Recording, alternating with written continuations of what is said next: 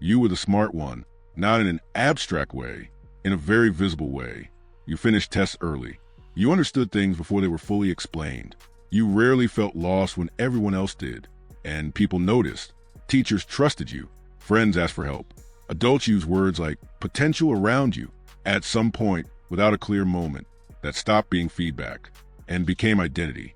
You didn't just do well. You became the person who does well. And because of that, you started interacting with difficulty differently. When something was easy, you moved fast. When something wasn't, you paused, not dramatically, just slightly. You would reread the question, switch to another task, tell yourself you'd come back later. And most of the time, you still got away with it. School was structured. There was always a next step, a right answer, a clear finish line. Even if you delayed, the system carried you forward. But something subtle was happening underneath. You were learning what to engage with and what to quietly avoid. You engaged with things that confirmed your ability. You avoided things that didn't.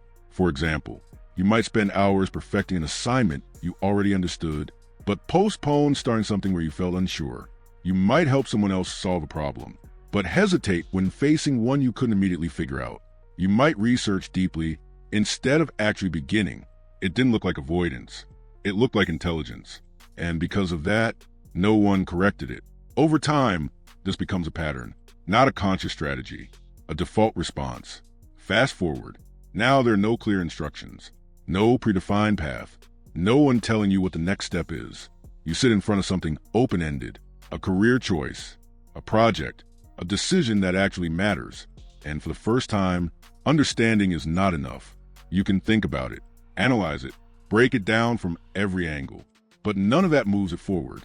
So you try to start, you open the document, you outline ideas, you make a plan, and then you hit something small, uncertainty, not a big obstacle, just a moment where the next step isn't obvious, and something internal shifts. You slow down, you check your phone, you adjust the plan, you decide you need more clarity.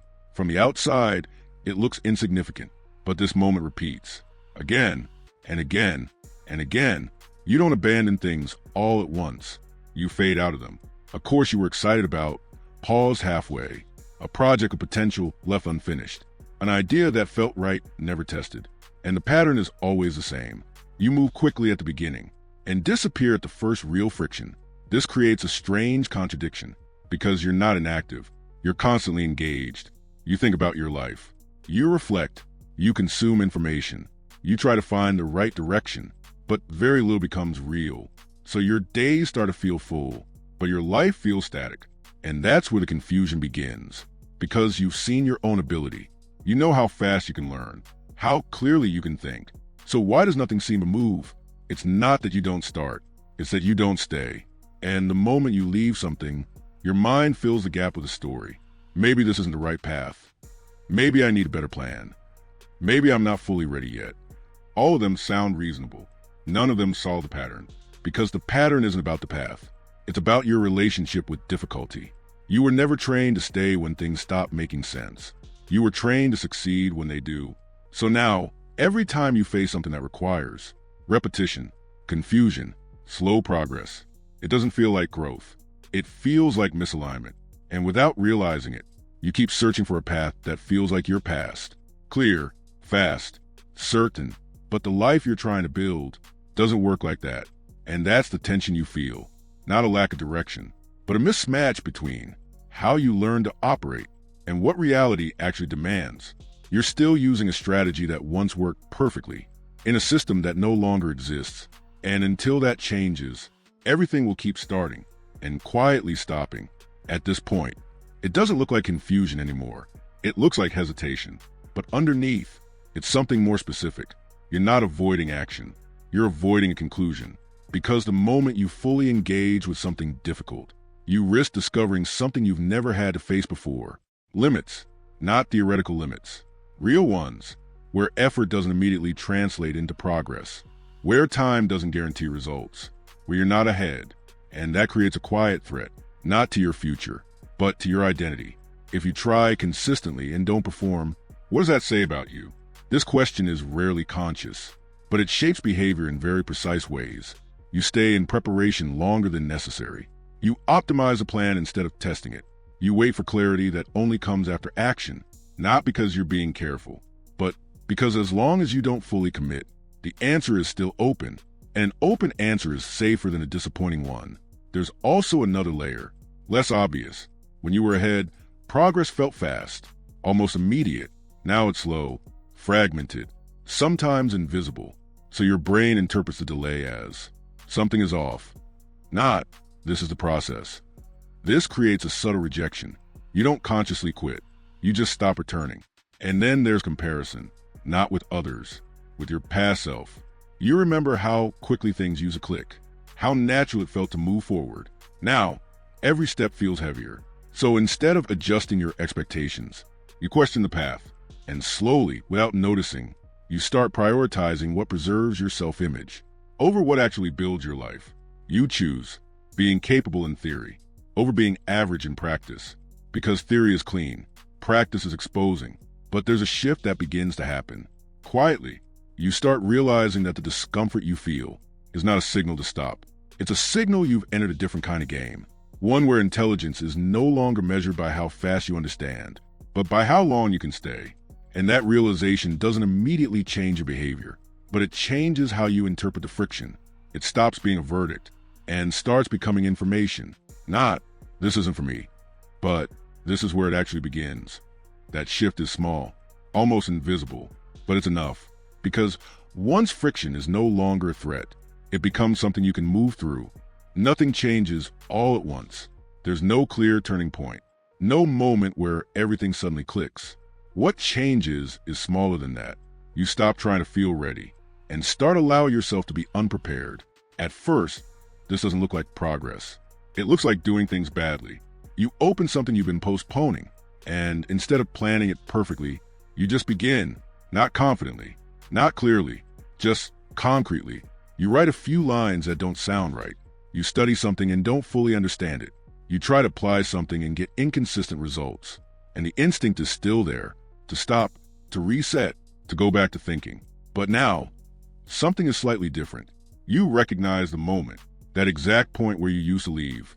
And instead of interpreting it, you stay, not with intensity, not with pressure, just a little longer than before. That's the first shift. You're no longer optimizing for performance. You're optimizing for continuity. And continuity feels strange at first, because it doesn't give immediate feedback. Day 1 feels unclear. Day 2 feels similar. Day 3 doesn't feel significantly better. But something is happening, not in how it feels, in what's accumulating. You're building tolerance. Tolerance to not knowing. Tolerance to slow progress. Tolerance to being inconsistent without stopping. And this changes your relationship with effort. Effort is no longer a signal of failure.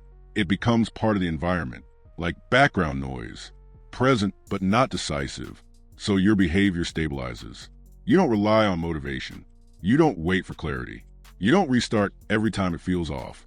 You just return, again and again and again. Some days are better. Most are average. A few feel pointless. But you stop using feelings as a metric. You start using something else. Evidence, not big results. Small confirmations. You finish what you started. You came back the next day. You stayed past the moment you usually leave. Individually, they don't seem impressive. But together, they begin to contradict an old belief that you only function when things are easy. And slowly, something rebuilds. Not the same identity you had before. Something more stable. You're no longer the person who understands quickly. You're the person who continues anyway. And that changes everything. Because now, you can enter things without needing to protect yourself. You can be bad at something without turning it into a conclusion about who you are. You can take longer without assuming you've lost your ability. And most importantly, you stop leaving. Not completely, but enough. Enough to see things develop. Enough to experience progress that only appears over time. Enough to realize that what felt like being lost was actually being untrained. Untrained in staying. And once you learn that, direction becomes less mysterious. Because it's no longer something you wait to feel. It's something that emerges from what you keep returning to.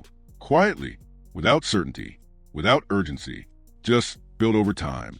And right at the moment you feel like stopping, pause for a second. Not to rethink everything, just to notice it. That exact point used to be the end. Now it can be something else. The next step doesn't need to be perfect, or clear, or even good, but it might be the one that changes a pattern. So here's something to consider. When you feel like leaving, what usually triggers it? Not the situation, the moment, that small point where you disconnect. If you can see it, you can stay a little longer next time. And that's enough to start. If this helped you see things more clearly, you can subscribe and stay for the next ones.